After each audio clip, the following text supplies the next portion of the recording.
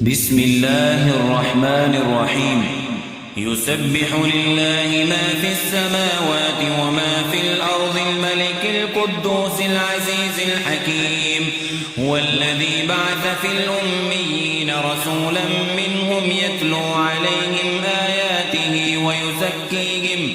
ويزكيهم ويعلمهم الكتاب والحكمة وإن كانوا من قبل لفي ضلال مبين وآخرين منهم لما يلحقوا بهم وهو العزيز الحكيم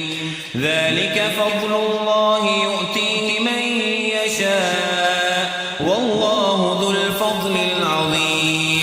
مثل الذين حملوا التوراة ثم لم يحملوها كمثل الحمار يحمل أسفارا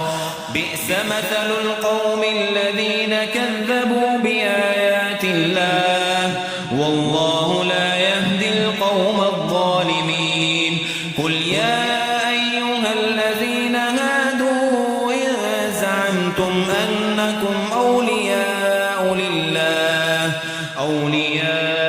لله من دون الناس فتمنوا الموت إن كنتم صادقين ولا يتمنونه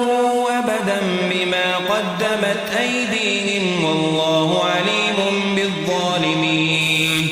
قل إن الموت الذي تفرون منه فإنه ملاقيكم